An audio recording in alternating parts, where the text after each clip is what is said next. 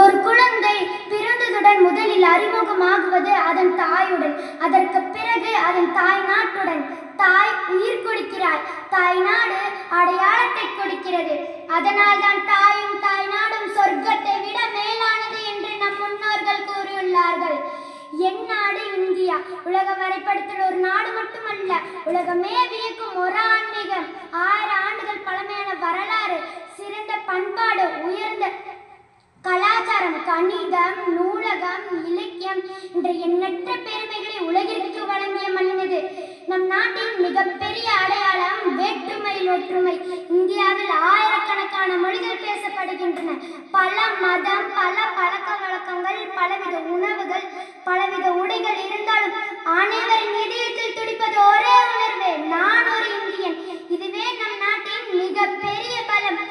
நமது தேசிய கொடியை பார்க்கும் ஒவ்வொரு நிமிடமும் என் மனம் பெருமையால் நிரம்புகிறது. காவி நிறம் தைரியம் மற்றும் தியாகம், வெள்ளை நிறம் அமைதி மற்றும் உண்மை, பச்சை நிறம் நலமும் நம்பிக்கையும், நடுவுள்ள அசோக சக்கரம் எப்போதும் நின்று விடாமல் முன்னேற வேண்டும் என்பதை கற்றுக் கொடுக்கிறது. இன்று நாம் சுதந்திரமாக பேசுகிறோம், பள்ளிக்கு செல்கிறோம், நம் கனவை நினைவாக்க முயற்சி செய்கிறோம். இதற்கெல்லாம் காரணம் நம் சுதந்திர போராட்ட வீரர்களின் தியாகம்.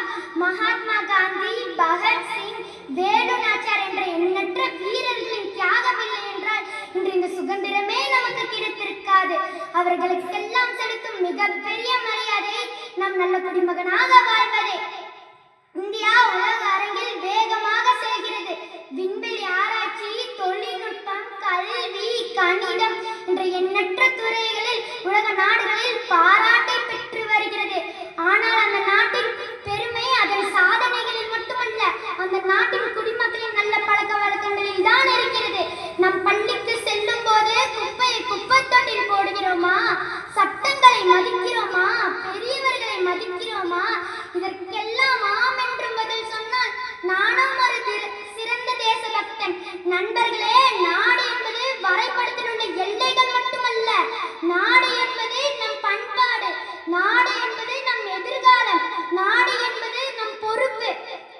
இன்று நான் ஒரு மாணவி, நாளை நான் ஒரு மருத்துவராக இருக்கலாம், ஒரு ஆசிரியராக இருக்கலாம், ஒரு நீதிபதியாக இருக்கலாம். எந்த துறையில் இருந்தாலும் நேர்மையாக உழைத்து என் நாட்டிற்கு நான் பெருமை சேர்ப்பேன் என்று இன்று நான் உறுதியளிக்கின்றேன். நம் முன்னாள் குடியரசுத் தலைவர், மக்களின் ஜனாதிபதி ஏபிஜே அப்துல் கலாம் கூறியுள்ள ஒரு வரியை நினைவு கூற விரும்புகிறேன். கனவு காணுங்கள், கனவை நினைவாக்க உழையுங்கள். நாமும் கனவு காண்போம், நன்றாக கற்போம், ஒழுக்கத்துடன் வாழ்வோம், நம் பெற்றோர்களுக்கும் ஆசிரியர்களுக்கும் பெருமை சேர்ப்போம். இறுதியில் ஒரு உறுதிமொழி, நான் என் நாட்டை காப்பேன், இயற்கையை காப்பேன், நான் நல்ல குடிமகனாக இருப்பேன்.